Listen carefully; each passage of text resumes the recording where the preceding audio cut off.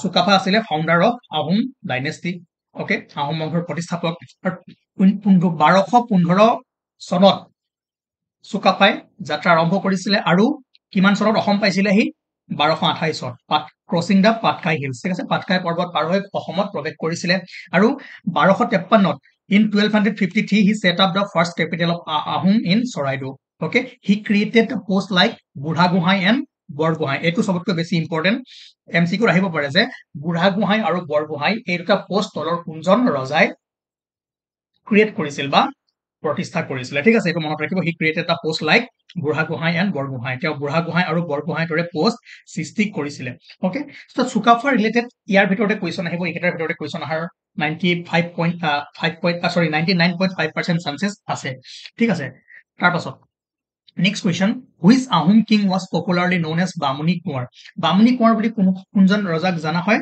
চুডাংফা ঠিক আছে কিয় অলপমান চালে গম পাব যে চুডাংফা সব প্ৰত্যেকজন ৰজাৰ বিষয়ে মই লিখা নাই যিখিনি বেছি ইম্পৰ্টেন্ট যাৰ ওপৰত কোৱেশ্চন আহাৰ চান্স আছে সেইখিনি মই দিছো আপোনালোকে চাব পাৰে চুডাংফা ঠিক আছে এই চুডাংফা কি হৈছিলে যে এটা ব্ৰাহ্মণ পৰিয়ালত ডাঙৰ দীঘল হৈছিলে ঠিক আছে ব্ৰাহ্মণ পৰিয়ালত ডাঙৰ দীঘল হোৱাৰ বাবে তেওঁ কি বামুনি কোঁৱৰ নামেৰেও জনা গৈছিল তেওঁ কিমান চনৰ পৰা কিমান চনলৈ আছিল 1397 পৰা 1407 লৈকে আহোমৰ ৰজা আছিলে ঠিক আছে গম পালে বামুনি কোঁৱৰ বুলি আমি কাক জানো চুডাংফা কিয় তেওঁ এটা ব্ৰাহ্মণ ফেমিলিত ডাঙৰ দীঘল হৈছিল তাৰ পাছত ইম্পৰ্টেন্ট পইণ্ট যে Hinduism comes to Ahom court for the first time in his reign যে যদি আপোনাক সোধে ফৰ দ্য ফাৰ্ষ্ট টাইম আহোমৰ দৰবাৰত যে হিন্দুত্ব কেতিয়া আহিছিলে কাৰ দিনত আহিছিলে চুডাংফাৰ দিনত আহিছিলে ঠিক আছে তেওঁৰ শাসন কালত প্ৰথমবাৰৰ বাবে আহোম দৰবাৰলৈ হিন্দু ধৰ্ম আহিছিলে তাৰ পাছত ভেৰি ইম্পৰ্টেন্ট চিঙৰি ঘৰ উঠা উৎসৱ was celebrated during his rule এটো আহিব পাৰে যে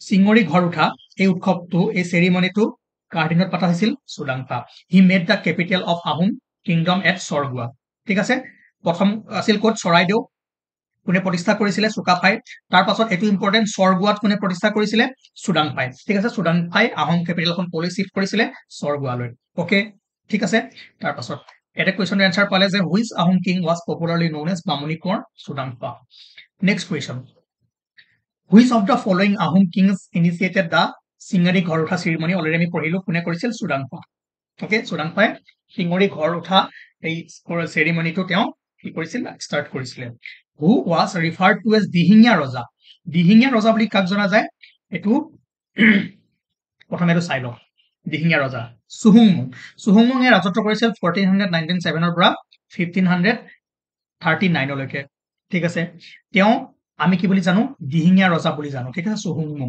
কিয় দিহিঙীয়া ৰজা বুলি জানো তেওঁ নিজৰ ৰাজধানী দিহিং নদীৰ ওচৰৰ বকতালৈ শিফট কৰিছিল ঠিক আছে হি shifted his capital two Bokota নিয়াৰ দিহিং ৰিভাৰ বহুত ইম্পৰ্টেন্ট পইণ্ট হয় চুহুংমুঙক আমি দিহিঙীয়া ৰজা বুলি জানো কাৰণ ৰাজধানীখন কলৈ শিফট কৰিছিলে তেওঁ বকতা ওকে ৰজাজন আৰু কোট ৰাজধানী স্থাপন কৰিছিলে ভালদৰে মনত ৰাখিব near Dihing river okay now very important point he was the first Ahom king to assume the Hindu title Swarganarayan very very very important ঠিক আছে চুহুংমুঙে আছিলে প্ৰথমজন আহোম ৰজা যিয়ে স্বৰ্গনাৰায়ণ এই টাইটেলটো কি কৰিছিলে এডপ্ট কৰিছিলে ওকে আৰু he created a new post name Borpatra Gohain পোষ্টটো কোনে ক্ৰিয়েট কৰিছিলে চুহুংমুঙে এয়া এটা পইণ্ট এটা কি হৈ আছে কুৱেশ্যন হৈ আছে ঠিক আছে তাৰ পাছত he started the concept of census তেওঁ লোকপিয়লৰ ধাৰণাটো আৰম্ভ কৰিছিল কি মনত ৰাখিব চুহুংমুঙৰ ওপৰত দিহিঙীয়া ৰজা বকতাত কি কৰিছিলে কেপিটেল শিফট কৰিছিলে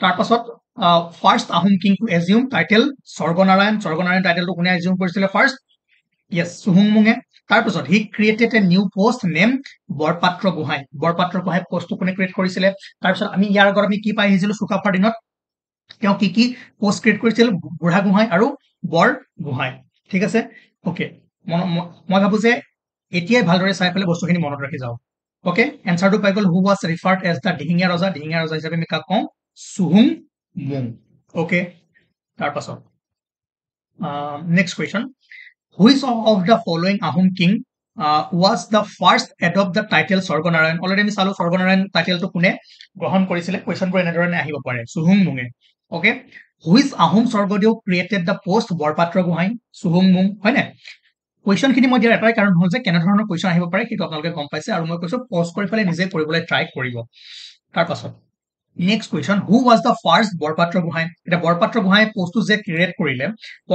প্ৰথমজন বৰপাত্ৰ গোহাঁই কোন আছিলে? সেইটো হ'ব ক্ৰানচেং বৰপাত্ৰ গোহাঁই। মনত ৰাখিব, ক্ৰানচেং। ক্ৰানচেং চাব, আপোনালোকে স্পেলিংটো এবাৰ চাই ল'ব, কথা নাই, নিজে গম পাই যাব। তাৰপিছত next question, the post of Sadiyakhowa Gohain was created during the reign of Ahom king. যে কোনজন আহোম ৰজাৰ দিনত শদিয়াখোৱা গোহাঁই, চাব আহোম দৰবাৰত বহুতো পোষ্ট আছিলে, বৰফুকন, বৰপাত্ৰ ফুকন, ঠিক আছে, বৰগোহাঁই, বুঢ়াগোহাঁই, শদিয়াখোৱা গোহাঁই, ঠিক আছে। এই গোটেইখিনি পোষ্ট কোনজন ৰজাই ক্ৰিয়েট কৰিছিলে সেইটো বেছি ইম্পৰ্টেণ্ট, তাৰ পৰা এটা কুৱেশ্যন আপোনাৰ আহিব পাৰে। অকে, আৰু সেই পোষ্টটোৰ প্ৰথমজন কোন আছিলে? ধৰক বৰপাত্ৰ গোহাঁই প্ৰথম কোন আছিলে, ফাৰ্ষ্ট শদিয়াখোৱা গোহাঁই কোন আছিলে, তেনেকুৱা কুৱেশ্যন আহিব পাৰে। গতিকে এইকেইটা কমন টপিক, এইকেইটা কেতিয়াও আপোনালোকে নপঢ়াকে নাযাব, এইকেইটা পঢ়ি যাব, কাৰণ ইয়াৰ এই যিখিনি কমন বস্তু তাক যিমান পাৰে 10-12 বাৰ ৰিভিজন কৰি যাব, ঠিক আছে। এতিয়া কৈছে যে শদিয়াখোৱা গোহাঁই পোষ্টটো কোনজন ৰজাৰ ৰাজত্ব কালত সৃষ্টি কৰা হৈছিলে। অকে, এতিয়া এটা কাম কৰক, পজ কৰক, নিজে এনচাৰটো লিখক, কাৰণ আমি ইয়াৰ পিছত যেতিয়া পঢ়িম ইয়াৰ এনচাৰটো পাই যাম।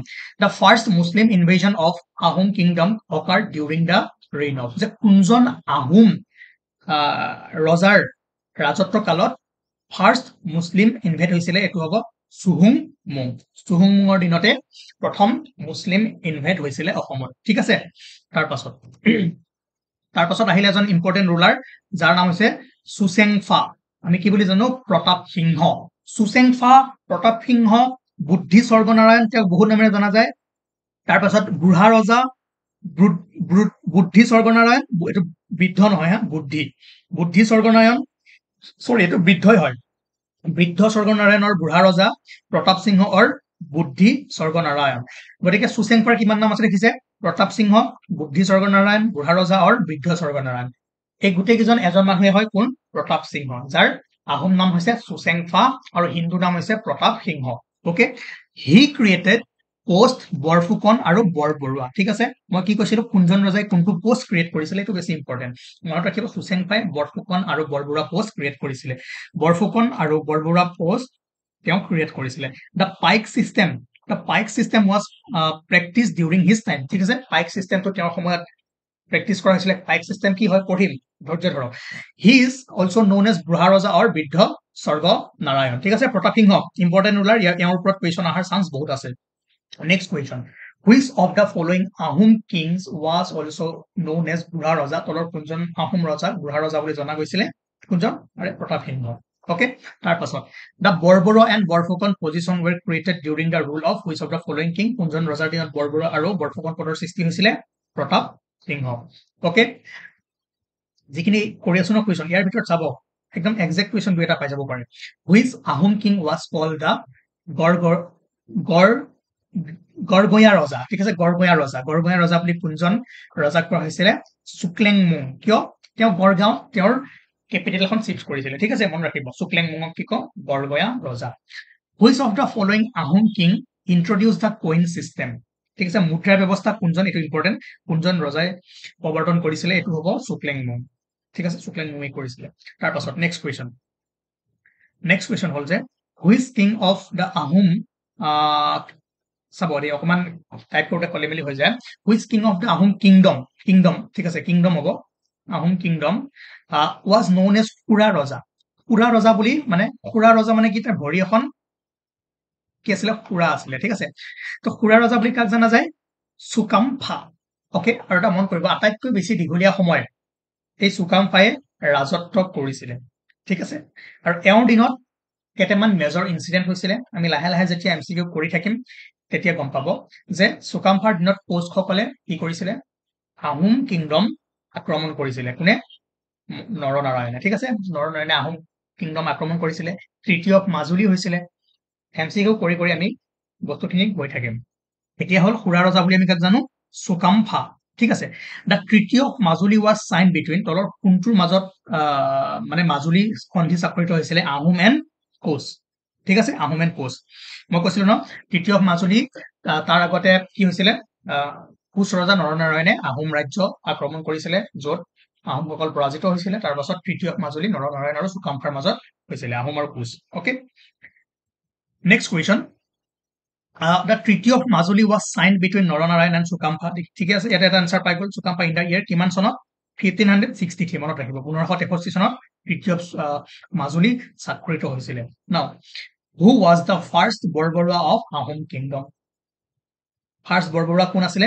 মোমাই Tamuli Borbarua. He was the first Borbarua. Ahom ৰাজ্যৰ প্ৰথমজন বৰবৰুৱা কোন আছে বুলি যদি সোধে, কোন হ'ব? মোমাই Tamuli Borbarua. Okay, next question লৈ যাওঁ আমি। Which Ahom king introduced the Posa system? Posa system কোনজন আহোম ৰজাই প্ৰৱৰ্তন কৰিছিলে? ইয়াৰ এনসাৰ হ'ব প্ৰতাপ সিংহ।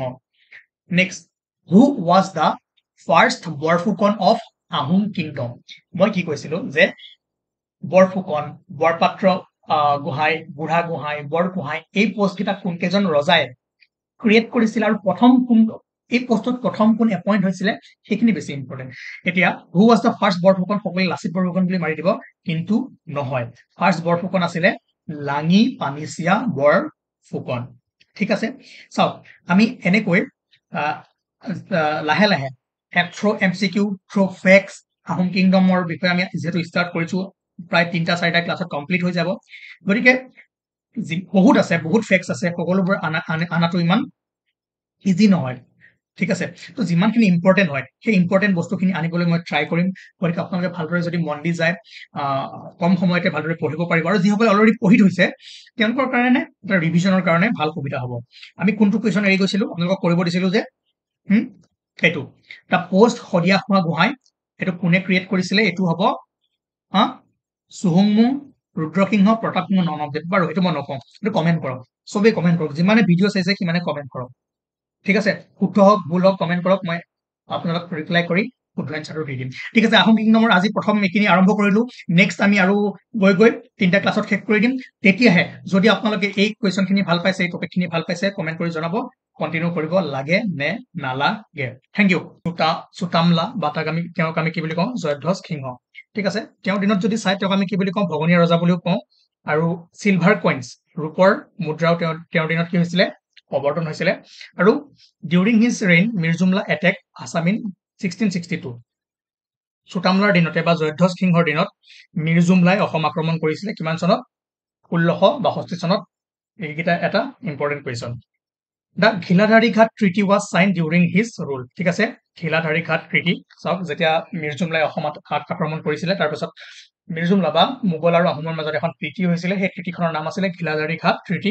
আৰু ট্ৰিটিখনত কি কি লিখা আছিলে সেইখিনি আমি পিছত পঢ়িম। ঠিক আছে, এই পইণ্টকেইটা ভালদৰে মনত ৰাখিবলৈ ট্ৰাই কৰিব। First question, who was the Ahom dynasties king during the Mir Jumla attack? Already আমি পঢ়ি আহিলো, কোন আছিলে? জয়ধ্বজ সিংহ। মানে মিৰ্জুমলাৰ আক্ৰমণৰ সময়ত আহোম বংশৰ ৰজা কোন আছিলে? জয়ধ্বজ সিংহ হ'ল। Which of the following was known as Bhaganiya Raja? তলৰ কাক ভগনীয়া ৰজা বুলি কোৱা হয়? অলৰেডি আমি পাই আহিলো, কাক কয় ভগনীয়া ৰজা? য়েছ, জয়ধ্বজ সিংহ। তেওঁক আমি ভগনীয়া ৰজা বুলি কওঁ, তেওঁ পলাইছিলে। ঠিক আছে, okay. The treaty of Ghiladhari Ghat was sign in the year কিমান চনত ট্ৰিটি অফ ঘিলাধাৰী ঘাট হৈছিলে? 62 হৈছিলে ৱাৰ, যুদ্ধ। আৰু 63 এই ট্ৰিটিখন চাইন হৈছিলে, মনত ৰাখিব। During whose reign was the battle of Alaboi fought? এলাবৈৰ যুদ্ধ বা আলাবৈৰ যুদ্ধ কাৰ ৰাজত্ব কালত হৈছিলে? চক্ৰধ্বজ সিংহ, মনত ৰাখিব। চক্ৰধ্বজ সিংহ আৰু উদয়াদিত্য সিংহ এই দুজনৰ মাজত বহুতৰে খেলি মেলি লাগে। প্ৰথম কুৱেশ্যনটো হ'ল যে ঘিলাধাৰী ঘাটৰ সন্ধি কিমান চনত? 1663, কাৰণ 62 চনত মোগল আৰু আহোমৰ ফাইট হৈছিলে। কোনে আক্ৰমণ কৰিছিলে এবাৰ? মিৰ্জুমলাই। ঠিক আছে, আৰু যিখন আলাবৈৰ ফাইট আছিলে সেইখন কাৰ দিনত হৈছিল? চক্ৰধ্বজ সিংহ। ঠিক আছে, তাৰপাছত next question, who was the Ahom king during the great battle of Saraighat? Battle of Saraighat in 1671। সেই সময়ত কোন আছিলে? এইটো মনত ৰাখিব, এইটো উদয়াদিত্য সিংহ। অকে, চ' আলাবৈ আৰু শৰাইঘাট মেক্সিমামৰ ইয়াতে কনফিউজন হয়। গতিকে যদি সোধে শৰাইঘাটৰ যুদ্ধ কাৰ দিনত হৈছিলে, এইটো হ'ব উদয়াদিত্য সিংহ। আৰু বেটেল অফ আলাবৈ হৈছিলে কোন আছিলে এজন? য়েছ, Chakradhwaj Singha. Now, which king was commonly known as Kekura Raja? Kekura ৰজা বুলি কাক কোৱা হয়? শ্বুটিংফা। ঠিক আছে, আমি যিখিনি কিংখিনিৰ বিষয়ে ডেছক্ৰিপশ্যনত পঢ়ি আছো তাত তেওঁৰ বিষয়ে আপোনালোকে পাই যাব, শ্বুটিংফাৰ বিষয়ে কি কি আছে। তাৰপিছত যদি চাই next question, what was the Hindu name of Sulikpha or Lora Raja? ল'ৰা ৰজা বুলি আমি কওঁ কাক? চুলিকফা। তেওঁৰ হিন্দু নামটো কি আছিলে? ৰত্নধ্বজ সিংহ মনত ৰাখিব ঠিক আছে ৰত্নধ্বজ সিংহ সুলিকফা and Lora Raja in which year was the battle of Itakhuli fight battle of ইটাখুলিৰ যুদ্ধ কোন বছৰত সংঘটিত হৈছিলে আহোম আৰু মোগলৰ মাজত বহুকেইখন যুদ্ধ হৈছিলে ঠিক আছে আমি কি যুদ্ধ অলৰেডি পঢ়িলো battle of Alaboi battle of Saraighat তাৰপিছত এবাৰ আমি কি পঢ়ি আছো বেটেল অফ ইটাখুলি ঠিক আছে এই ইটাখুলিৰ যুদ্ধ কোন চনত 1682 1682 চনত হৈছিলে ঠিক আছে বেটেল অফ ইটাখুলিৰ সময়ত কোন আছিলে কিং আহোম কিং কমেন্ট কৰি জনাব next question what is the name of final battle between Ahom and Mughal ঠিক আছে যে আহোম আৰু মোগলৰ মাজত যিখন চূড়ান্ত বিদ্ৰোহ বা শেষৰখন বিদ্ৰোহ সেইখনৰ নাম কি আছিলে battle of Saraighat battle of Itakhuli আৰু বেটেল অফ ৰঙামাটি আৰু বেটেল অফ আলাবয় কোনখন আছিলে ইয়াত এটা বস্তু আপোনালোকৰ খেলিমেলি হৈ আছে মই ইয়াত ভুল কৰিলো ৱেইট ক'ত গ'ল য়েছ বেটেল অফ ইটাখুলি হৈছিলে 1682 অ'কে তাৰপাছত বেটেল অফ শৰাইঘাট কিমান চনত হৈছিলে 1671 সেইকাৰণে এই বস্তুটো মই কিয় কৈছো মই এইকাৰণে কওঁতে খেলিমেলি কৰিছো যিখন বেটেল অফ শৰাইঘাট আছিলে সেইখন বেটেল অফ ইটাখুলিতকৈ আগত হৈছিলে ঠিক আছে battle of Saraighat last war নহয় 1671 হৈছিলে মই ক্ৰনলজিটো অলপ ভুলকৈ কৈছিলো গতিকে মনত ৰাখিব বেটেল অফ শৰাইঘাট হৈছিলে 1671 তাৰপাছত বেটেল অফ ইটাখুলি কিমান 10 বছৰ পাছত বা 9 বছৰ পাছত 11 বছৰ পাছত 1682 হৈছিলে আৰু যিখন লাষ্ট ফাইনেল যুদ্ধ আছিলে কাৰ মাজত আহোম আৰু মোগলৰ মাজত ঠিক আছে তাৰপিছত next question what is the name of final battle between Ahom and Mughals already পঢ়িলো বেটেল অফ ইটাখুলি অ'কে কিমানত 1682 মনত ৰাখিব তাৰপিছত মই যিটো লিষ্টখন দিছো তাত অলৰেডি পঢ়িলে আপোনালোকে গম পাই যাব ক্ৰনলজি লিষ্টটো নাও ধুদৰ আলি ৱাজ কনষ্ট্ৰাক্টেড বাই ধুদৰ আলি কোনে গদাধৰ সিংহই নিৰ্মাণ কৰিছিল ধুদৰ আলি কোনে নিৰ্মাণ কৰিছিল গদাধৰ সিংহ তাৰপাছত যদি চাই next question who build the stone bridge over river নামদাঙৰ ওপৰত শিলৰ সাঁকো কোনে বনাইছিলে Rudra Singha who build Joydoul on the bank of Joysagar টেংকৰ পাৰত জয়দৌল কোনে নিৰ্মাণ কৰিছিল ৰুদ্ৰ সিংহ মই এটা সৰু টিপছ কওঁ ৰুদ্ৰ সিংহ কাৰ পুতেক আছিল গদাপাণি বা গদাধৰ সিংহৰ ঠিক আছে গদাপাণিৰ আপোনালোকে ষ্টৰিটো জানে জয়মতীয়ে কেনেকৈ নিজৰ মানে কষ্ট সহ্য কৰি জয়মতীৰ বিষয়ে অলৰেডি জানে তেওঁ কেনেকৈ গদাপাণিৰ ৰজা হৈছিলে ঠিক আছে নাজানিলে বাৰু ষ্টৰিটোৰ পিছত কৈ দিম তেওঁৰ পুতেক আছিল ৰুদ্ৰ সিংহ গতিকে জয়দৌল জয়সাগৰ জয় নামত মানে জয়মতীৰ নামত যিমানবোৰ বস্তু হ'ব সেইবোৰ কোনে বনাব ৰুদ্ৰ সিংহই ঠিক আছে তো এটা সৰু টিপছ আপোনালোকক দিলো ঠিক আছে ৰুদ্ৰ সিংহ গতিকে জয়সাগৰ মানে জয়মতীৰ নামত তেওঁৰ মাকৰ নামত এই বস্তুবোৰ মিলাই বনাইছিলে ঠিক আছে Rudra Singha okay next question who shifted the Ahom capital from Gargaon to Rangpur আহোমৰ ৰাজধানী গড়গাঁৱৰ পৰা ৰংপুৰলৈ কোনে স্থানান্তৰ কৰিছিল ৰুদ্ৰ সিংহই নাও name the chief architect who constructed the city Rangpur city নিৰ্মাণ কৰা মুখ্য স্থপতি বা আৰ্কিটেক্টজনৰ নাম কি আছিলে ঘনশ্যাম খনিকৰ ঠিক আছে ৰংপুৰ চিটি কোনে বনাইছিলে আৰু এবাৰ কমেন্ট কৰি জনাব তাৰপাছত হস্তি বিদ্যানব ৱাজ কনষ্ট্ৰাক্টেড হস্তি বিদ্যানব was composed during the reign of হস্তি বিদ্যানব যিখন পুথি আছিলে কাৰ ৰাজত্বৰ কালত কম্প'জ কৰা হৈছিলে এইটো হ'ব শিৱসিংহ ঠিক আছে কাৰ ৰাজত্বৰ কালত ৰচনা কৰা হৈছিল বা নিৰ্মাণ কৰা হৈছিলে শিৱসিংহৰ দিনত হু ৱাজ দ্য কম্প'জাৰ অফ হস্তি বিদ্যানব এইটো সকলোৱে জানে সুকুমাৰ বৰকাইট অ'কে তাৰপাছত next question which of the following Ahom Kings constructed বৈশিষ্ট্য টেম্পল বৈশিষ্ট্য মন্দিৰ কোনে ৰাজেশ্বৰ সিংহ যাক আমি কি কওঁ শ্বাহজাহান অফ মোগল এম্পায়াৰ যে চৰি কি কৈছো মই আহোম শ্বাহজাহানটো মোগলৰে হয় আহোমৰ যদি কয় আহোম ৰজাসকলৰ ভিতৰত কোনজনক আপুনি শ্বাহজাহান বুলি জানে ৰাজেশ্বৰ সিংহ হয় নে নহয় এবাৰ কমেন্ট কৰি জনাব ঠিক আছে তাৰপিছত বৈশিষ্ট্য টেম্পল কোনে বনাইছিলে Rajeswar Singha now which of the following Ahom king build the Karengghar কোনে বনাইছিলে this is also' Rajeswar Singha okay ঠিক আছে তাৰপাছত Chakari Pheti Buranji was written by Kaviraj Chakravarti Patan Burhagohain Numali Borgohain Vidya Bagish কোন হ'ব Numali Borgohain okay now The first phase of Muamoria revolution was started in the year. Muamoria বিদ্ৰোহৰ sorry প্ৰথম যেটো Muamoria বিদ্ৰোহ আছিল কিমান চনত হৈছিলে এইটো আজি আপোনালোকৰ কাৰণে হোমৱৰ্ক আজি এটা দিয়া নাছিল নেকি এইটো কমেন্ট কৰি জনাব ঠিক আছে ইয়াৰ পৰা কোৱেশ্চন অহাৰ চান্স আছে কিন্তু ইয়াত আপোনালোকে জানিব লাগিব কোনজন ৰজা কি বুলি কয় অলৰেডি যিখিনি অলৰেডি আমি পঢ়িছো তেওঁলোকৰ বিষয়ে মই দি থৈছো বাকিখিনি মই নেক্সট ক্লাছত দিম যদি চাই সুদাংফা তাক আমি বামুণী কোঁৱৰ বুলি জানো ঠিক আছে সুদাংফা বামুণ পৰিয়াল এটা ডাঙৰ দীঘল হৈছিল আমি পঢ়ি আহিছো সুহুংমুং স্বৰ্গনাৰায়ণ যিয়ে ফাৰ্ষ্ট এই টাইটেল স্বৰ্গনাৰায়ণ বা হিন্দু টাইটেল যোনে গ্ৰহণ কৰিছিলে কোন আছিলে সুহুংমুং ঠিক আছে তাৰ পাছত চুকলেংমুং যাক আমি গড়গায়ন ৰজা বুলি ভাবো কিয় তেওঁ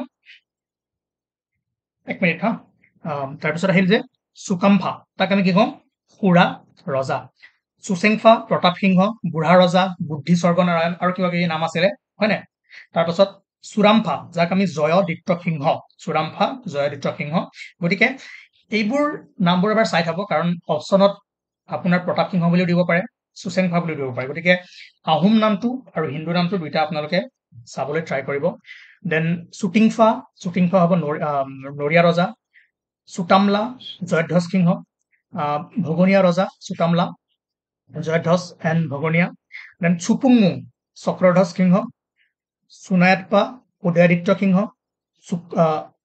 শুক্লাংফা ৰামধ্বজ সিংহ চুহুং চামগুৰিয়া ৰজা এইখিনি ইমান নালাগে যদি চাই এইখিনি চাব পাৰে উদয়াদিত্য ইয়ালৈকে এইখিনি ইম্পৰ্টেণ্ট চাব পাৰিলেতো ভাল কথা চাব নোৱাৰিলে যদি যিখিনি সাফিচিয়েন্ট বস্তু যিখিনি ইম্পৰ্টেণ্ট সেইখিনি মই ক'বলৈ গৈ আছো আৰু বাকি যিখিনি আছে আমি নেক্সট ক্লাছত যেতিয়া MCQ কৰিম তাৰ লগতে তেওঁলোকৰ নামখিনি দিম বিশেষকৈ এইখিনি মনত ৰাখিব লাগিব তেতিয়া আপোনালোকে কুৱেশ্যন এটেম্প কৰিব পাৰিব নহলে কেতিয়াবা এনেকুৱা কুৱেশ্যন দি দিয়ে যে ইফালে আহোম নামটো দিব এফালে হিন্দু নামটো দিব কি কৰিব তাক মিলাবলৈ দিব ঠিক আছে তেনেকুৱা টাইপৰ কুৱেশ্যন আহিব পাৰে এতিয়া চাওক আমি সদায় ওৱান লাইনৰ কুৱেশ্যন পঢ়ি আছো ঠিক আছে এনেকৈ এটা কুৱেশ্যন পঢ়ি আছো সৰু ইনফৰমেশ্যন লৈ আছো কিন্তু কুৱেশ্যন টাইপটো যদি অলপমান সলাই দিয়ে কেনেকৈ দিব পাৰে ষ্টেটমেন্ট বেছ দিব পাৰে বা ফলছ ট্ৰু দিব পাৰে ঠিক আছে গতিকে তেনেকৈ দিলে চিন্তা কৰিব নালাগে যদি আপোনালোকে বেসিক ইনফৰমেশ্যনটো জানে তেনেহলে বেসিক ইনফৰমেশ্যনটো ইউজ কৰি সেই কুৱেশ্যনবোৰ টেকেল কৰিব পাৰিব ধৰক চাৰিটা অপশ্যন আছে চাৰিটা আপোনাৰ ষ্টেটমেন্ট আছে চাৰিটা ষ্টেটমেন্টত কিবা কিবা লিখা আছে আপোনালোকে সেইখিনি বস্তু যদি জানে অপশ্যনত কি থাকিব কোনকেইটা ষ্টেটমেন্ট শুদ্ধ ABCD এনেকৈ থাকিব যোনকেইটা শুদ্ধ হয় শুদ্ধ কৰি দিলে বা গোটেইকেইটা শুদ্ধ নাজানিলেও যোনটো ভুল এটা জানে তাক এলিমিনেশ্যন কৰিব যাব মই ইয়াৰ ওপৰত এটা ধুনীয়াকৈ ক্লাছ ল'ম যে কোনবোৰ কুৱেশ্যন কেনেকৈ আপোনালোকে সহজে টেকেল কৰিব পাৰিব বা কোনবোৰ সোনকালে কৰিব পাৰিব তেনেকৈ যে ডিফাৰেণ্ট টাইপৰ কেনেকৈ কুৱেশ্যন বনিব পাৰে তাৰ ওপৰত মই এটা ক্লাছ ল'ম গতিকে চিন্তা কৰিব নালাগে এনেকৈ নৰ্মেলকৈ পঢ়ি যাওক ষ্টেটমেন্ট বনালেও ইয়াৰ পৰাই বনাব ঠিক আছে আজি 2-4টা কুৱেশ্যন আছিলে আমি ভালকৈ আৰু কৰিম নেক্সট ক্লাছত ঠিক আছে ওকে প্ৰথম কুৱেশ্যন who was the first Muslim invader in Assam অসমৰ প্ৰথম মুছলমান আক্ৰমণকাৰী কোন আছিলে তেওঁ হ'ব বাখতিয়াৰ খিলজী ওকে তাৰপিছত আহোম এণ্টাৰ আছাম থ্ৰু তলৰ কোনটো ৰেঞ্জৰ মাজেৰে আহোমসকলে অসমত প্ৰৱেশ কৰিছিলে সকলোৱে জানে পাটকাই ৰেঞ্জ তাৰ পাছত দুটা বস্তু চাব যে when did Sukaphaa the first Ahom king reach Assam ঠিক আছে যে চুকাফাই অসমত কিমান চনত প্ৰৱেশ কৰিছিলে এইটো হ'ব 1828 চনত তাৰ পাছত যদি সুধে in which year Sukaphaa will the Ahom capital at Charaideo আছিল আহোমৰ প্ৰথম কেপিটেল কিমান চনত 1253 চনত ঠিক আছে 1253 এডিত চুকাফাই আহোম কিংডম চৰাইদেউত ৰাজধানী প্ৰতিষ্ঠা কৰিছিল ঠিক আছে নাও which one was the first capital of Ahom kingdom in Assam এটো হ'ব চৰাইদেউ ওকে চাওক ইয়াতে অকমান লিখি থৈছো ভালদৰে মন কৰিব যে